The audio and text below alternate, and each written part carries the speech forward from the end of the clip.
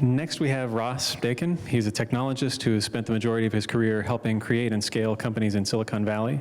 In 2015, Ross accepted a one-year appointment as a White House Presidential Innovation Fellow, and he worked to address various national priorities through the lens of his private sector experience. After the completion of his fellowship, very recently, Ross joined Microsoft, and he's now a senior advisor of technology and civic innovation in New York City. Thank you for the intro, appreciate that. So yes, very recently, I finished my fellowship in DC about a month ago and moved to New York City about 2 weeks ago and have been drinking from the proverbial fire hose, so to speak, on both the job and the city itself. Standard disclaimer going into this, everything here is my own view, nothing to represent the administration, the executive office of the president, Microsoft, although Celeste, I do want to issue a personal apology for your PowerPoint issues. We'll see what we can do about that. All right, Presidential Innovation Fellows, briefly, just to give you a little bit of background. The PIF program, as we call it, was started in 2012 by Todd Park. Todd Park was the second CTO of the United States, as appointed by President Obama.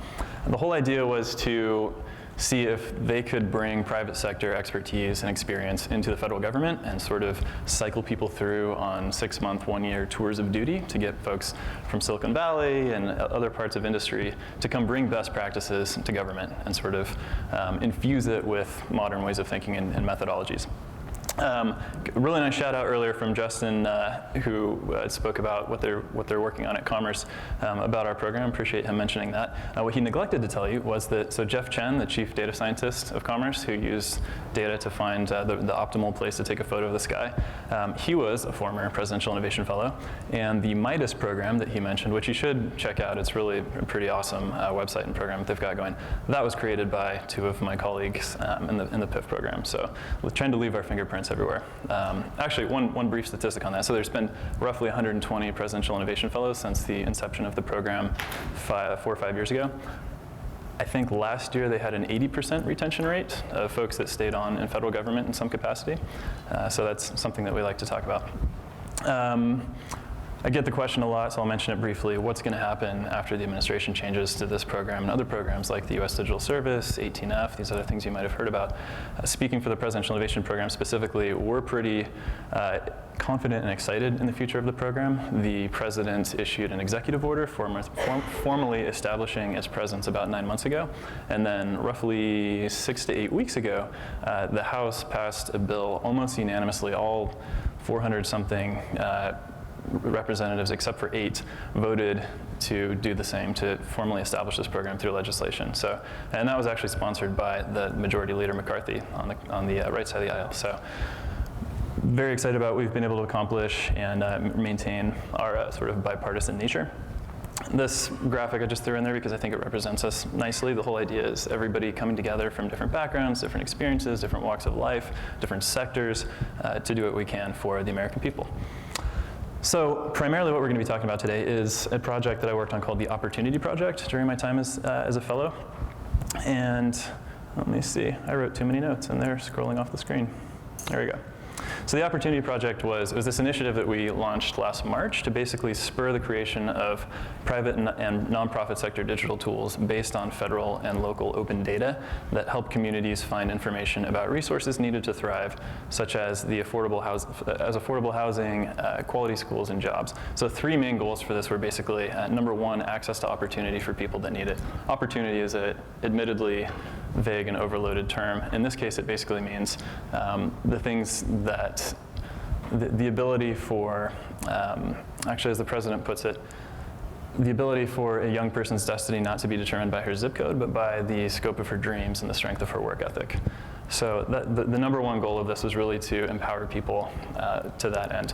The second goal, a tangential goal through way of implementation, was to increase the accessibility of federal data, and I'll talk a little bit about that.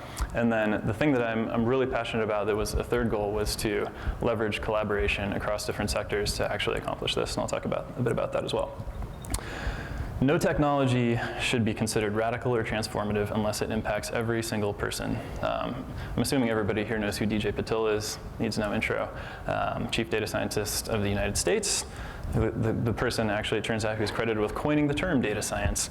I love this quotation. He says it all the time in the White House. And I think it really helps remind us that, I mean,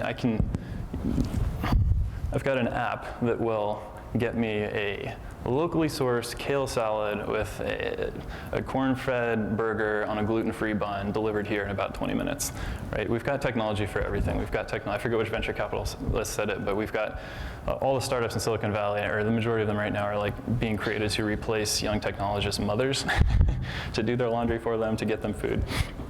This, for me, really brings me back home to what we can do with technology, what we should be doing with technology. To illustrate that, I'd love to introduce you to Briona Rogers. Briona, this is a photo from the March 7th, the launch of this event that we had at the White House, and her story is really remarkable. A few years ago, she was a single mom living in a shelter, and she had a new baby. She commuted 8 hours by bus every day with a newborn in a shelter. Today, she's really pulled herself up by her bootstraps. She is pursuing an accounting degree. She lives in her own home with a 10-minute walk to her job. And so you look at folks that are in this sort of position, and you think to yourself, you know, how can we help them with technology, and how can we help them specifically with data? President Obama is very much a data-oriented president. I love this quotation by him: understanding and innovating with data has the potential to change the way we do almost anything for the better. So the whole thought for this was, can we reach out to these people that are in such situations? Can we partner with people that know a lot about them, civil society subject matter experts, not NGO leaders, and bring the wood behind the arrow and the power of the federal government's convening, and match it up with folks in the private sector who have all this muscle and talent and can actually implement things that people could then use, and get everybody together and sort of convene and bring together an effort to help folks like Briona out. So the history of open data, and actually let me back up a little bit. So it was mentioned earlier that under this administration, we've had the Project Open Data Initiative. We've had the Executive Order of 2013, OMB's M1313 for any wonks in the audience, memorandum, basically saying that the default for government data should be that it's open and that it's machine readable. So lots of efforts. This has sort of, in my mind, been the progression of those efforts. So the first step has been permission. You need to, if you're in an agency and you've got a whole bunch of data locked up, you need the legal authority. You need to make sure you're not leaking PII, personally identifiable information. You want to make sure that you have to actually have the authority to release these data sets, get that done, clear it with your comms, your legal team, and everything. So that happened in the early days. That's been done. Step 2 is publication, actually releasing this data. After you've got the legal authority to do it, how do you actually get this into the hands of folks in the public? That actually has its own, I could put some sub-bullets in there, because some people, or some agencies were able to essentially check that box, like, yes, we are compliant. Here is a PDF of all of our data. Great, it's a great first step, difficult to do something with as a technologist, right? So after that, it was, okay, PDF is wonderful, let's make it machine readable. And they're like, great, here's a CSV file of all of our data. It's like, awesome, that's a fantastic evolution. What about if somebody wants to be able to ping it in real time, receive real time updates? Could we do something with an API on it? Oh, sure, absolutely. Here's a Rust, here's an XML-based SOAP API that we created. Like, super, all right, we're getting in the right direction, but how about taking it a step further? And so it's really evolved to the point where today, if you look at data.gov, for example, there are numerous RESTful APIs that have all kinds of data and wonderful documentation behind them. Step 3, though, and this is where this effort really comes in, is accessibility. There's so much government data, hundreds of thousands of data sets. Is it findable? Is it usable? Is anybody using it? As my friend, my colleague Dan Hammer likes to say, if a data set is opened up and no one is around, does it make a sound? So we took that to heart, and looking at data.gov, and data.gov is fantastic, by the way. Phil Ashlock runs this program, and he is actually another former presidential innovation fellow. Data.gov has, as you can see there, 186,605 data sets on it. Awesome. Everybody in this room here probably has a great idea of how to use all that data. What if you don't? What if you're not well versed in R? What if you don't know what Hadoop is, or MapReduce, or any of these heavyweight technologies? But maybe you're really good with Excel, and you are a community leader, you're a policy advisor, and you want to look into some of these data sets on a particular issue. our thought was, what if we could sort of curate, and I love that, Stephen, thank you for mentioning curation so heavily this morning, because I think it really speaks to the heart of kind of, again, the third wave of data accessibility here. Can we curate data sets around a particular subject area or an issue and offer them up and sort of say, here, if you're interested in this, if you're interested in environmental issues, or if you're interested in police use of force, or if you're interested in this case, opportunity, here are some starting points. There's so much data across different agencies that maybe we can offer them up on a silver platter and say, just start here, and maybe here are some tools that you can use to access that and whatnot. Out of all of that was born the Opportunity Project. So curation and being better stewards of our own data is a big part of it. If you go to our website, you'll see this. You can expand each one of these. So there's federal data. Within each one of those, you've got different agencies. Within each agency, you've got numerous data sets. So along these lines, you'll see a lot from census, obviously. The American Community Survey, the decennial surveys. You can imagine Bureau of Labor Statistics. You can imagine, I mean, what else impacts opportunity? What else affects this? You can imagine the location of bus lines. So the Department of Transportation has a hand in this. And then we talked to different organizations at the local levels and state levels and partnered with cities that have a really great, robust open data program already in place. And we added their data. And it turns out there's a lot in the local data sets that we don't know as a federal government. For example, some of those transportation lines, we don't know where they are. We don't know where grocery stores are in Minneapolis, but some of those cities have actually taken it upon themselves to create those data sets and release them. So we put all this data in one place. We got a lot of folks together, and the result has been initially 12 teams that worked on this, so that it was released in March of this year. 12 tools, and then in addition to the tools that were created, roughly close to 100 different commitments that were made to this end. You can go to opportunity.census.gov and play with all of these yourself, but it really speaks to DJ Patil quote. By the way, my presentation is really just like half quotes of other smart people saying things. Apologies in advance. Data science is a team sport. Love this quote. Every time we would have a conference call for this effort, there were probably 80, 90 people, because we had federal government, and this leads into my next slide. We had collaboration across the federal government. So within the White House, you've got the Department of we had Office of Science and Technology Policy, you have the Domestic Policy Council, you've got OMB, and then even outside of the White House, across the federal government, we're working with Census and Commerce and Housing and Urban Development and Health and Human Services. And that's just within the federal government. If you look in government in general, you've got federal, and then we were going cross-government and partnering with the state and local governments. And if you put the public sector aside and look even more broadly cross-sector, we had public sector, private sector, who were sort of the builders and the muscle behind all of this, who actually essentially donated time on behalf of their organizations to put their developers, or to empower their developers to work on some of these issues and create things. And then civil society being the NGOs and the subject matter experts, the community advocates, the people on the ground who are really, really close to these issues and really know in their communities, what is actually affecting people. We got them all together, and the whole thought was to really go to users, affect the products that users are already using. And this is where I kind of get philosophical in a limited way about government, and that government should not be building apps. We should be creating a platform for other folks to do the things that they want to do with these resources. Hundreds of millions of people already use these products, right? And these are household brands. Everybody knows them.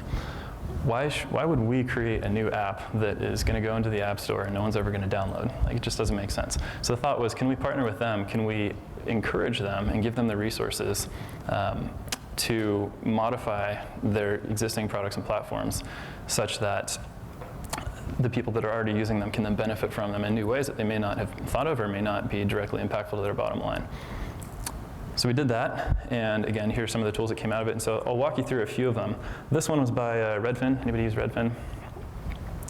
So Redfin basically created what they call Opportunity Score. So when you're looking for housing on their website now, they have taken a number of these data sets that we suggested could be used to the end of the end that we want to accomplish, blended them together to create their own sort of proprietary opportunity score, which in this case you can see is a blend of healthcare, financial aid insurance, retail trade, accommodation and food services, and you can put in any zip code in the country and it will give you a heat map sort of describing the opportunity. In their demos they use the address of the White House, and it always comes up as opportunity score 100, which is kind of fun. So we love that. This one is by Azavia. So Azavia created this tool called transit analysis. I think this is super cool. You can basically put in any location and it will show you within 30 minutes of public transportation everywhere you can get. Locations reachable within 30 minutes here. And then you can overlay on that certain points of interest that you're interested in. So here you can see the corner store access percentile in this particular geography is 58%. And this one you can see that it goes down to 41%, and the recreation center access index is 4. So if you have a child that's interested in playing basketball, this is probably not the place for you. This tool is by PolicyMap, and this takes it sort of to the next level of personalization and allows you to put in which aspects of opportunity, allows you to define opportunity yourself. So in this case, you can see they're choosing housing, schools, and transportation, and then visualizing the location of ideal areas for that. So it pops up on a map, hey, according to the things that you care about, these are some areas that you might be interested in looking at geographically.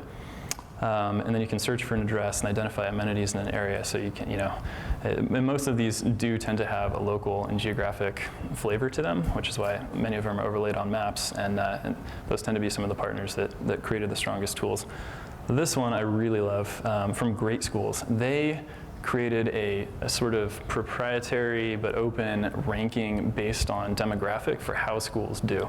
So Secretary Penny Pritzker, whose photo you saw, the Secretary of Commerce this morning, she has this wonderful quote. So NOAA is a part of commerce, and she's fond of saying, nobody cares about the average weather in America.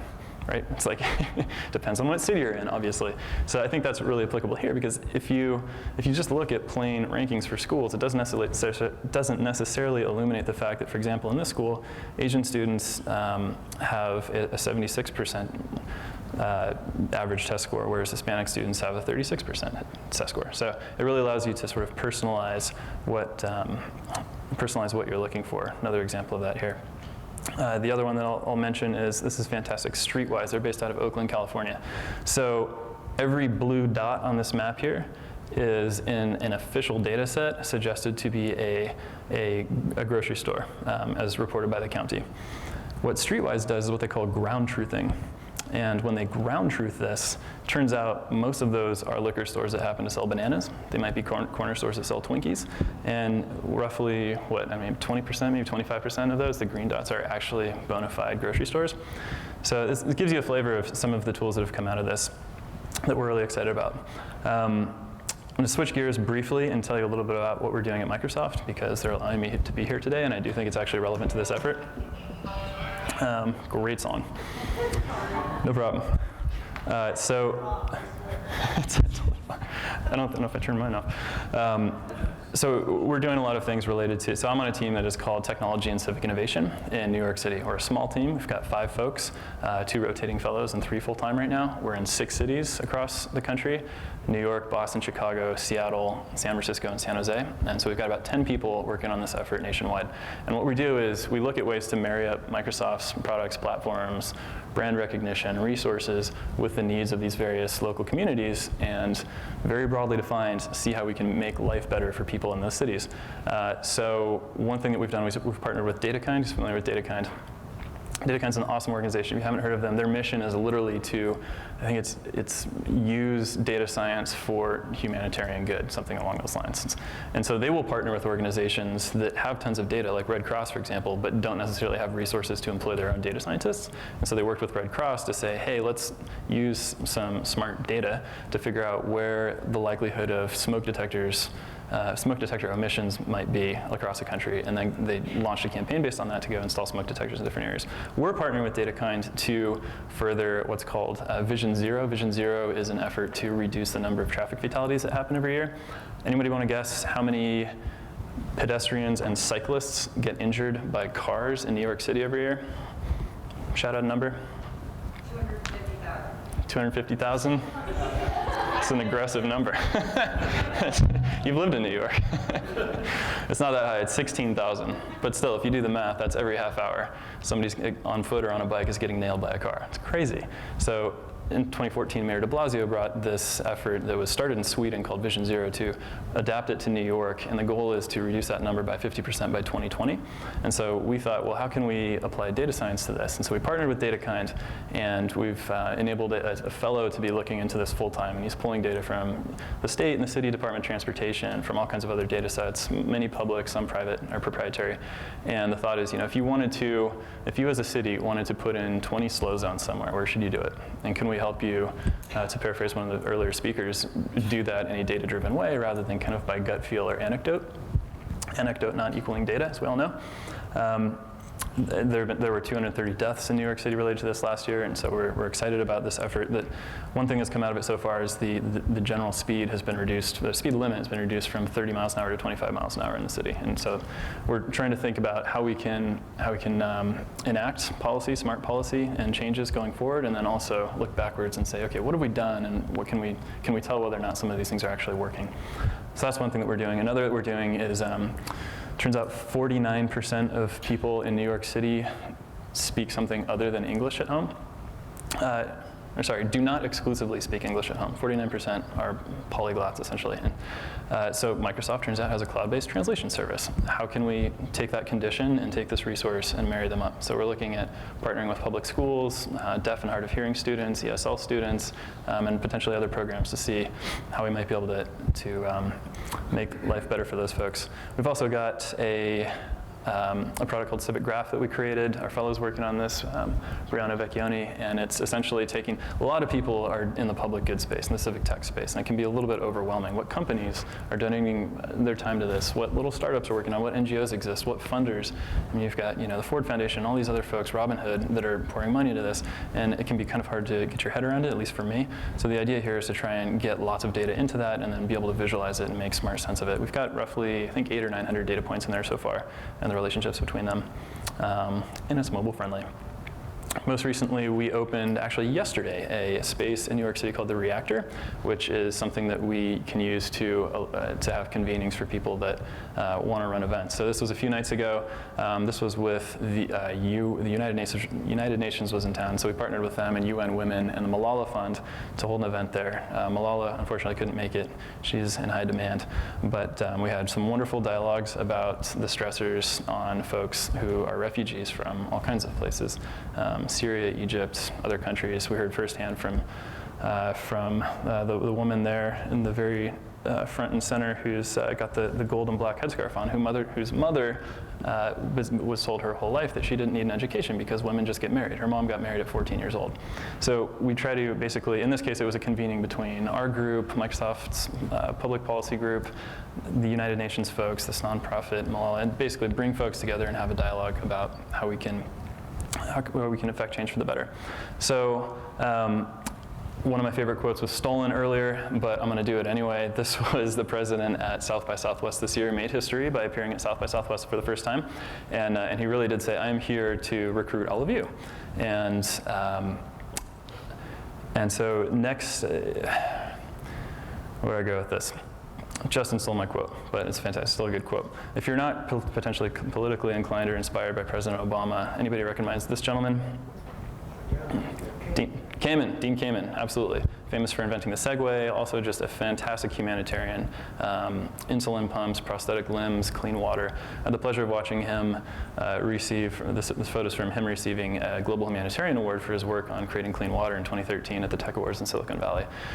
During his acceptance speech, he stood up there, and by the way, this is a black tie event.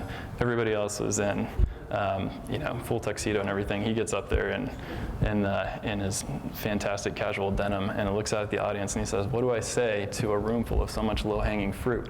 He said, "You folks are the people that have the economic resources, the money, the tech know-how, and the passion to actually be able to impact many of my programs." And I was reminded of that when I was trying to put this presentation together, and realizing that I was going to be up here in front of folks that are some of the most brilliant minds in data science. What can I say to a room full of low-hanging fruit? And so my plea, and what I'll leave you with, is to consider potentially being inspired by some of the stories and some of the participants in the Opportunity Project so far. Hopefully that our work at Microsoft we don't want to be the only ones doing this. We want everybody to be doing this, every enterprise, every startup to be sort of thinking civically mindedly. How can you use your own expertise? How can your company incorporate into its products that already have a user base features that might be beneficial to them, particularly if they are some of the Americans that need the most help?